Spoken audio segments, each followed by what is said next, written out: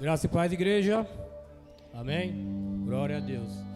Nós estamos sobre o tema desse ano abençoado de 2022, que é o que se perdeu, né? E vemos que já foi ministrado sobre perda de força, sobre a presença de Deus, sobre confiança em Deus.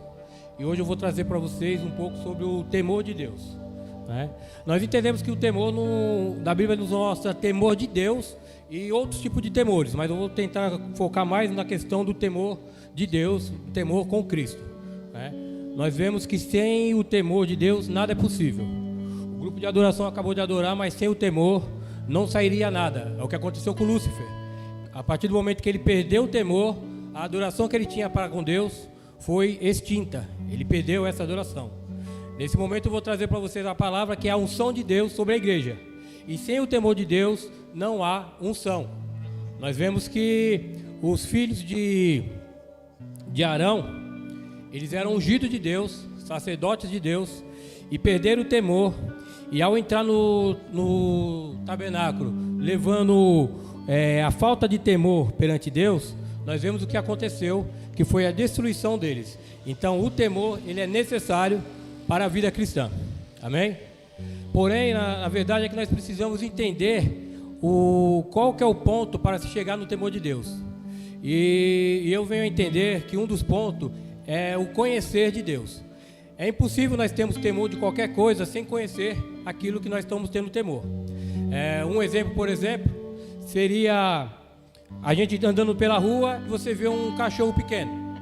Pelo conhecimento que nós temos desse animal, nós não temos medo dele, né? E até se o caso ele for um cachorro meio que feroz e nos atacar, de repente a gente bate o pé e esse cachorro vai embora, porque nós temos o conhecimento de que ele é pequeno e não vai nos proporcionar nada de grave para nos atacar. Porém, se vemos um cachorro maior, por exemplo, um pastor alemão, um pitbull, pelo conhecimento que nós temos que esses cachorros são bravos, que esses cachorros são ferozes, o que nós vamos fazer? Nós vamos nos desviar dele e vamos fugir da presença desse animal, né?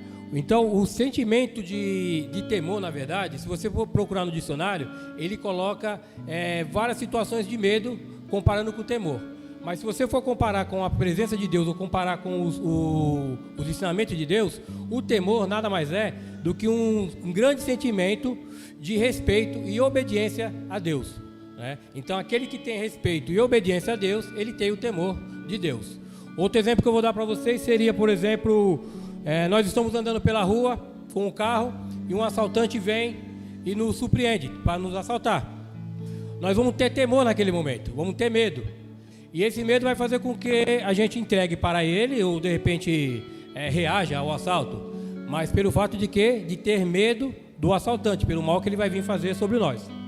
Mas se nós andarmos pela rua com um carro e uma viatura da polícia, um guarda nos parar, nós vamos parar e vamos respeitar a ele, vamos respeitar a autoridade que ele tem. Então com Deus também não é diferente. O que nós temos que entender é que temos que ter o respeito por Deus e não medo de Deus. Mas para isso precisamos conhecer a Deus. Eu vou dar um exemplo aqui, por exemplo, de conhecer a Deus ou conhecer a Cristo, no caso também. O exemplo o primeiro que eu vou dar para vocês está lá no livro de Jó, capítulo 3, versículo 4. Se o amado puder colocar aqui para mim.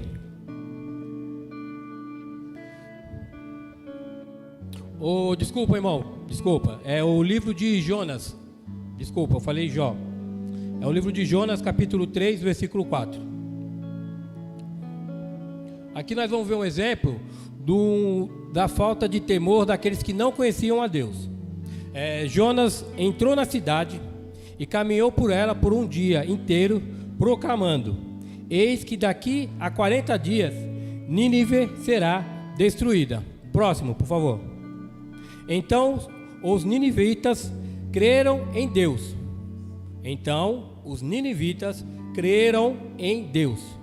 Combinaram um jejum geral e todo o povo, do mais importante e rico ao mais simples e pobre, se vestiram com roupas feitas de pano grosseiros, a fim de demonstrar publicamente que reconheciam seus pecados e estavam arrependidos. Nós vemos que esse povo era um povo que era temente a Deus, e chegou o momento que perderam esse temor. Se você pegar um pouco antes, vai ver que esse povo estava fazendo tudo que era absurdo perante Deus.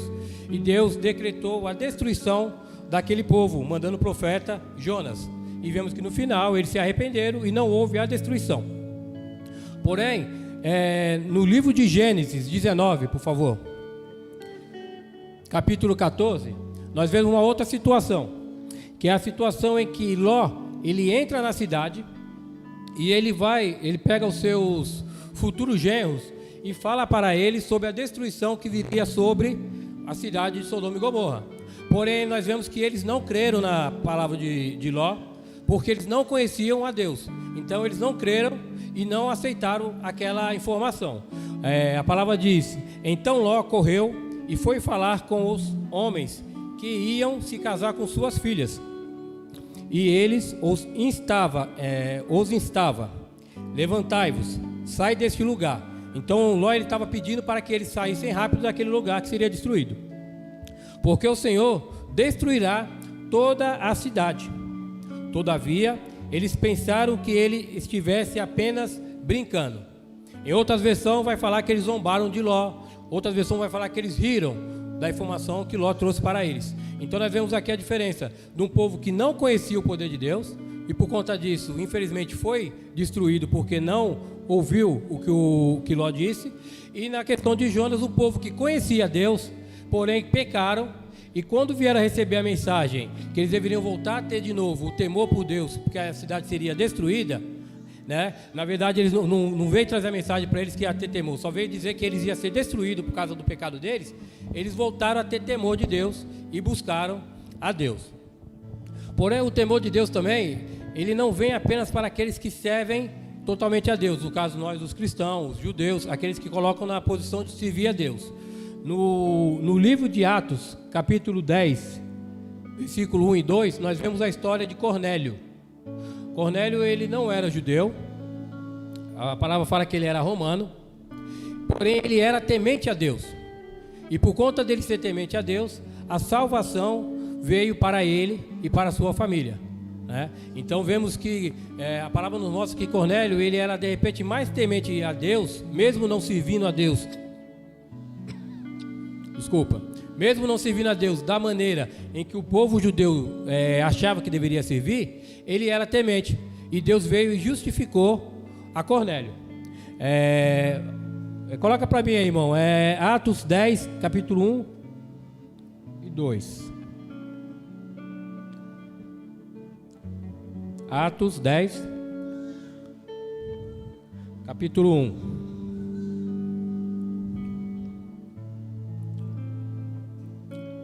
Atos 10, capítulo 1 e 2, ainda está no Gênesis. Amém. Havia em Cesareia um homem chamado Cornélio, centurião do regimento militar, conhecido como Italiano.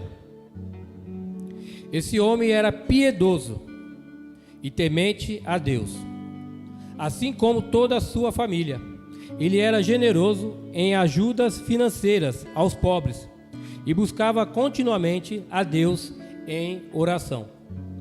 Então nós vemos que muitas vezes tem pessoas que, pela falta do conhecimento que nós adquirimos hoje e temos que transmitir para o povo, eles têm um temor a Deus de acordo com o que eles vieram a conhecer de Deus, através de familiares, através de algum amigo, e eles têm sim um temor a Deus. Eu, antes de vir para a igreja, eu estou aqui há 12 anos no ministério, eu era temente a Deus, mas da maneira que eu conhecia. Da maneira que eu conhecia Deus, eu tinha esse temor por Deus.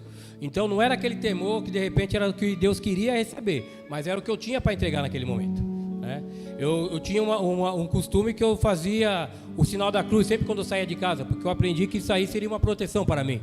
E esse sinal da cruz eu estava fazendo na questão para Deus. Então eu achava que isso era uma proteção para mim e eu fazia. Então nós vemos que muitas pessoas têm o temor por Deus, mas de forma errada. E cabe a nós, aqueles que nos colocamos como servos de Deus, a trazer a mensagem correta, ensinar as pessoas o modo correto de vir a temer a Deus, né? Porém, infelizmente, muitas vezes, nós mesmos perdemos esse temor e buscamos a Deus da maneira que nós queremos. Colocamos para Deus o nosso sentimento. e não o modo que seria o correto para buscar a Deus.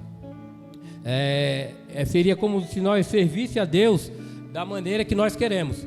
Nós atribuímos a Deus, em vez de colocar a grandeza que Deus tem, nós colocamos aquilo que nós queremos para Ele. E nós servimos Ele dessa maneira. Ao contrário do exemplo de Cornélio, que eu acabei de ler, eu vou te dar um exemplo, por exemplo, de Eli e a sua família. Era uma família sacerdotal, que eles eram tementes a Deus, e em algum momento aquilo começou a sumir e perderam o temor a Deus. Deus, quando envia um profeta para dar a repreensão e a condenação sobre a família de Eli, ele pega e fala para Eli que Eli estava honrando mais os seus filhos, que faziam coisas absurdas dentro do templo. Então, e ele estava honrando mais a seus filhos do que honrando a Deus. Então ele tinha perdido naquele momento o temor a Deus. E eu volto a dizer que o temor a Deus é respeito, é confiança, é entregar para Deus aquilo que Ele é de merecimento e não aquilo que nós queremos dar, né? Então nós temos que entender a grandeza realmente de Deus, a grandeza de Cristo. Muitas vezes nós nos colocamos e falamos que a gente é amigo de Cristo, nós somos irmãos de Cristo, mas temos que entender que Cristo, principalmente, ele não era apenas aquele homem que veio na terra, andou sobre a terra e pregou a palavra. Cristo é muito mais do que aquilo. Quando nós vemos a imagem de Cristo como aquele que era o bonzinho, que tudo ele fazia bem, ele só fazia o bem, e pegava o pecador e perdoava os pecados, né? Ele não repreendia ninguém, nós vemos a imagem daquele que tudo a gente pode fazer, que ele vai nos perdoar, né? Mas, tanto é que na palavra diz que para a gente não se preocupar, que nós temos um advogado justo e fiel, que é Jesus Cristo. Porém, antes desse versículo, fala para a gente não pecar, né? Então nós temos que entender o quê? Que Cristo, ele é muito mais do que isso. Para isso precisamos ter o quê? O conhecimento. Eu vou trazer para vocês uma informação que está aqui no livro de... Dá licença um pouquinho, deixa eu achar aqui. Romanos, capítulo 1, versículo 18 ao 23. Por favor, irmão. Aqui nós vemos o apóstolo Paulo nos mostrando o que aconteceu com o povo, que o povo começou a mudar a característica de Deus e fazer de Deus de acordo com a sua vontade. Isso, vai até o 23. Portanto, a ira de Deus é revelada dos céus contra toda a impiedade e injustiça dos homens que suprimem a verdade pela injustiça humana. Pois o que Deus se pode conhecer é evidente entre eles, porque o próprio Deus lhe manifestou. Pois desde a criação do mundo, os atributos invisíveis de Deus, seu eterno poder e a sua natureza divina, têm sido observados claramente, podendo ser compreendidos por intermédio de tudo o que foi criado, de maneira que tais pessoas são indesculpáveis. Só um segundo, irmão, para por aí. Aqui a palavra está falando que a grandeza de Deus, a manifestação de Deus para nós, ela é revelada de maneira que todo mundo vê. Por exemplo, nós vemos a construção do universo, que ele é grande, todo mundo vê. As estrelas no céu, o tamanho do sol comparado com a terra, né?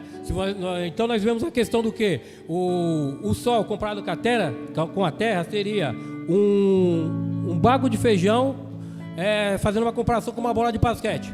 Então você vê a grandeza do sol perante a terra, e nós sabemos a grandeza da terra, e tudo isso foi criado por Deus, né? Há estrelas no céu que são maiores do que a terra, e o seu brilho são imensos. Porém, o brilho do sol, ele ofusca o brilho das estrelas, de tão grande que é o brilho do sol. Então aqui está falando que a grandeza de Deus, ela é evidente, ou seja, tem coisas de Deus que a gente consegue ver, e muitas vezes as pessoas esquecem. Por isso que está falando que não tem desculpa, que você não aceite a grandeza de Deus, né? O próximo versículo, irmão, por favor. Porquanto, mesmo havendo conhecido a Deus, não o glorificaram como Deus, nem lhe renderam graças. Ao contrário, seus pensamentos passaram a ser levianos, imprudentes, e o coração insensato deles tornou-se em trevas. 22, né? Vai até o 23. E proclamando-se a si mesmo como sábios, perderam completamente o bom senso, e trocaram a glória do Deus imortal por imagem confeccionadas conforme a semelhança do ser humano, mortal, bem como de pássaros, quadrúpedes e répteis. Então nós vemos aqui que está colocando que, para aqueles que fizeram imagens, diminuir a grandeza de Deus. E para nós que não aceitamos essa questão de imagem, mas muitas vezes fazemos a imagem de Deus e a imagem de Cristo praticamente semelhante a nós, né? A Bíblia nos fala que o próprio Cristo falou que nós somos irmãos deles, amém? A própria Bíblia mostra isso, que Jesus falou que nós somos irmãos deles. Em outra parte, fala que nós somos amigos dele. Porém, tudo isso é condicional. Você não pode se comparar a Cristo como você da mesma forma. Nós somos mortais e ele não é. Ele morreu e ele ressuscitou. Porém, enquanto Cristo estava aqui na terra, Jesus estava na terra, ele estava com um corpo mortal. Mas o corpo dele nós sabemos que não é esse. O corpo dele é um corpo de glória. Então, ele tem uma grandeza que nós temos que respeitar, né? Que nós temos que aceitar e entender. Deus tem uma grandeza que nós temos que entender. O próprio Deus, quando apareceu no monte para Moisés, ele aparece de qual maneira? Moisés queria ver a glória dele. Moisés tinha visto todo o poder de Deus manifestado através dele. Porém, Moisés ainda queria ver mais. Ele queria a glória de Deus. A palavra fala que Deus permitiu para ele ver apenas ele de relance. Deus falou para ele ficar na montanha. Ele iria tampar uma fresta da montanha com a mão. E quando ele passasse, Moisés iria ver ele apenas por relance. E vemos que a glória de Deus foi tão grande pelo aquele pouquinho que Moisés conseguiu ver, que o que acontece? Moisés desceu, algumas escrituras mostram que ele desceu até com o cabelo branco, por causa da glória de Deus. Então nós vemos que a grandeza de Deus é imensa. E temos aqui, eu separei 2 versículos que vai nos mostrar isso. Mas antes, voltando naquela situação que eu falei de amigos e irmão de Cristo, para que os irmãos entendam, vamos ler em João 15, capítulo 12 e 14. Onde eu falei que nós somos realmente irmãos de Cristo, mas isso tem uma condição, é condicional.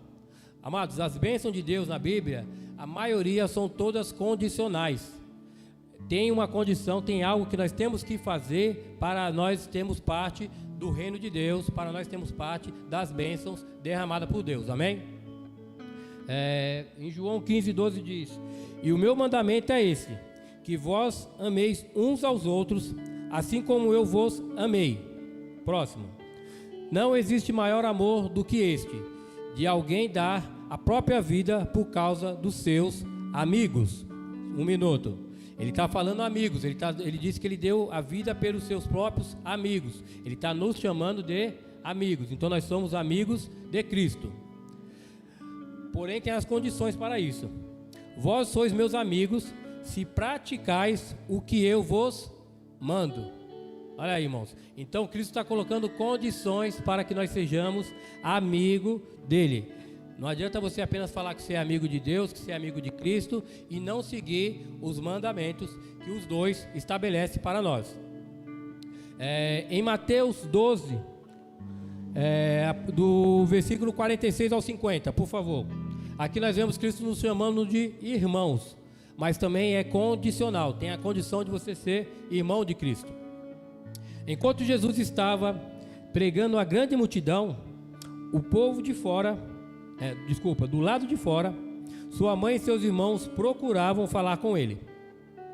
Então alguém o avisou: tua mãe e teus irmãos estão lá fora e desejam falar-te. Jesus, entretanto, respondeu aos que lhe trouxeram a informação: quem é minha mãe e quem são os meus irmãos? E estendendo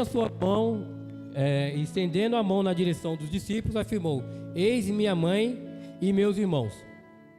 Pois todo aquele que faz a vontade do meu Pai, e que está nos céus, este é meu irmão, é minha irmã e é a minha mãe. Então nós vemos Jesus mostrando que se nós não obedecermos a Deus, você pode falar que você é irmão de Cristo, irmão, da boca para fora, que infelizmente você não vai ser irmão de Cristo. Infelizmente eu não vou ser irmão de Cristo. Eu posso falar, eu cumprimento os irmãos, capaz do Senhor, eu posso colocar o que eu quiser para cada um de vocês.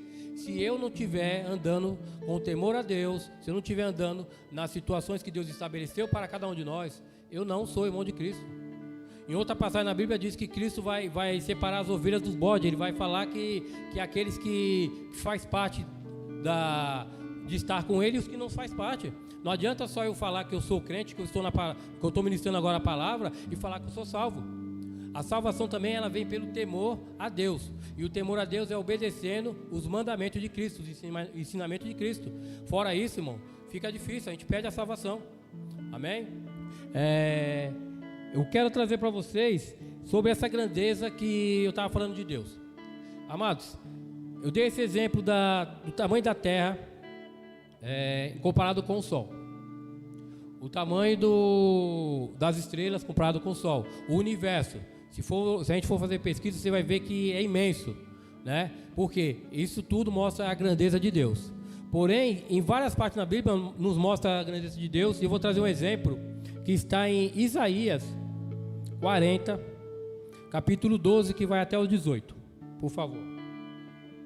Aqui, Isaías está nos mostrando uma grandeza que ele via de Deus, para que nós tenhamos um pouco do entendimento do tamanho de Deus perante nós, né? Seria que nem agora eu estou vendo a igreja aqui grande, os irmãos aqui, e tiver uma formiguinha no chão, eu não vou ver, por causa do tamanho da igreja e do tamanho de cada um de nós perante essa formiguinha. Amém? Isaías vai até o 18. Ora, dizei-me, quem pode medir as águas na concha da sua mão? Aqui Isaías está se referindo tudo isso a Deus. Quem conseguiu avaliar a extensão dos céus a palmos, medir o pó da terra com alqueire, ou calcular o peso da terra, ou ainda pesar as montanhas na balança e as colinas nos seus pratos? Próximo. Quem teve acesso à mente do Espírito do Eterno, instruiu-lhe com seus conselhos? Próximo. Quem teve a capacidade de lhe dar lições, ensinamentos e esclarecimentos? Quem o orientou a julgar com justiça? Quem lhe ministrou o conhecimento e lhe indicou o caminho da sabedoria? Na verdade, todas as nações do mundo são como uma gota d'água num balde, com um grão de poeira na balança.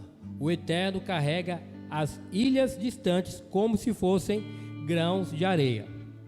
Em toda a região do Líbano não há animais suficientes para realizar um sacrifício como Deus merece, nem mesmo árvore suficiente para queimar este holocausto. Diante da presença do Eterno, todas as nações juntas são como nada. Para ele são sem valor e menos que nada. Afinal, com quem Deus pode ser comparado? Com o que ele se parece?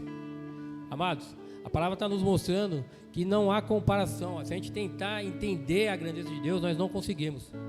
Aqui é pequenos exemplos que tem na Bíblia sobre a grandeza de Deus, mas ele está nos mostrando o quão Deus é grande e poderoso.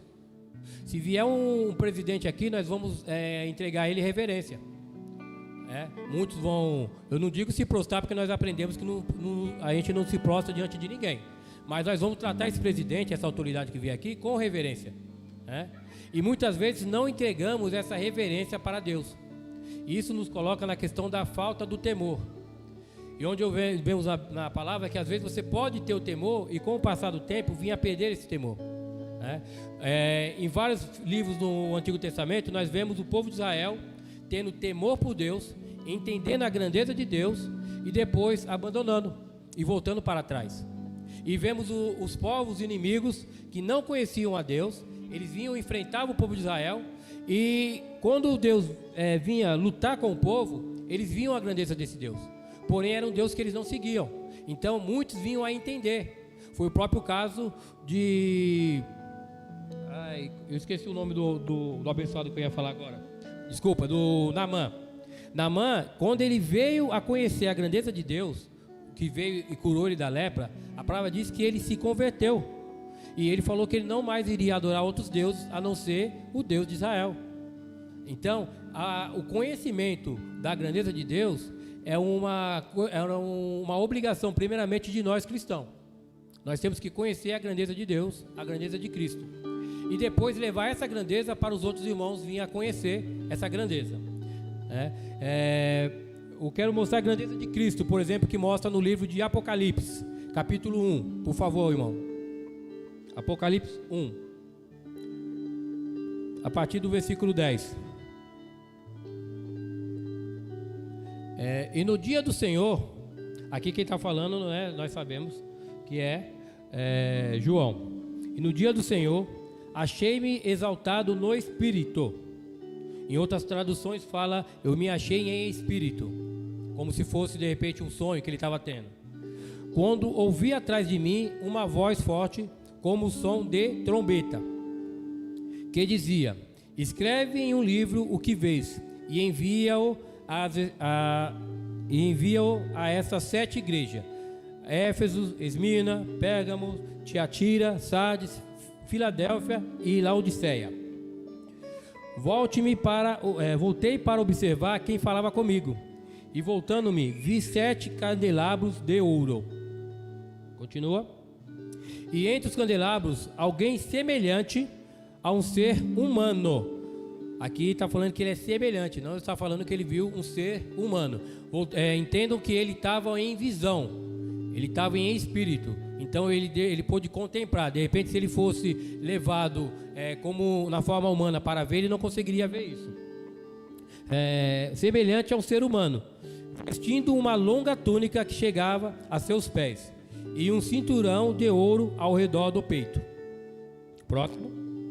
Sua cabeça e seus cabelos eram brancos como a lã, tão brancos quanto a neve, e seus olhos como uma chama de fogo.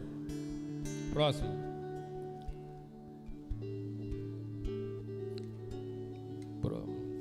Seus pés reluziam como metal, quando é refinado em fornalha ardente, e sua voz como o som de muitas águas. Até aqui, irmão, tá bom. Aqui em Apocalipse, João teve a visão da grandeza de Cristo, de maneira que nenhum de nós tivemos. E é essa grandeza que nós veremos na glória. Por quê? Assim que partimos para agora, nós estaremos num corpo de glória e nós poderemos contemplar a grandeza de Deus na sua totalidade. Então, Cristo, irmão, ele não é aquele amiguinho seu que você coloca a qualquer momento e em qualquer lugar para te atender. Cristo não é aquele amiguinho. Cristo, ele é um Deus. Cristo é um Deus vivo. Cristo é a essência de Deus. Quando ele desceu na terra, ele desceu como homem. Irmão, se Cristo tivesse descido na terra como Deus, ele não teria apanhado e levado tapa, ele não teria sido chicoteado, ele não morreria numa cruz, porque ele estava aqui como homem, guiado e ungido pelo Espírito Santo de Deus. Então tem uma diferença, né? Tudo aquilo que Cristo fez, se ele viesse como Deus, ele conseguiria resolver todos os problemas. Nós vemos que tem passagem que fala que Cristo, em alguns lugares, ele diz que ele queria ter feito muito mais, mas ele não conseguiu fazer por causa da incredulidade do povo, né? Nós vemos que teve pessoas que ele não veio e curou todos. Ele era movido pelo Espírito. E se Cristo fosse, em essência, como Deus aqui na terra, ele não teria colocado para nós que, se nós crermos, nós poderíamos fazer obras maiores do que ele. Seria impossível um ser humano fazer obra maior do que Deus. Então, Cristo, ele estava na essência aqui como humano ungido pelo Espírito Santo. Só que a essência verdadeira de Cristo é igual a essa que está em Apocalipse, né? Então, nós temos que entender que a grandeza de Cristo, a grandeza de Deus.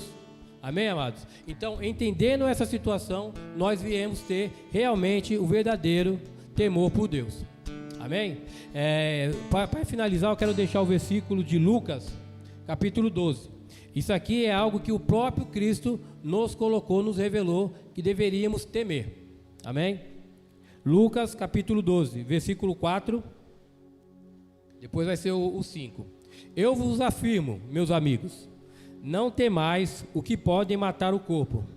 Todavia, além disso, nada mais conseguem fazer. Próximo. Contudo, eu vos revelarei a quem deveis temer.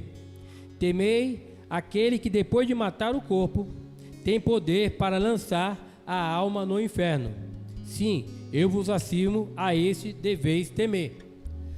Uma vez eu ouvi uma pessoa falando desse versículo, e ele falava que esse temer aqui está se referindo ao diabo. Amados, não é se referindo ao diabo.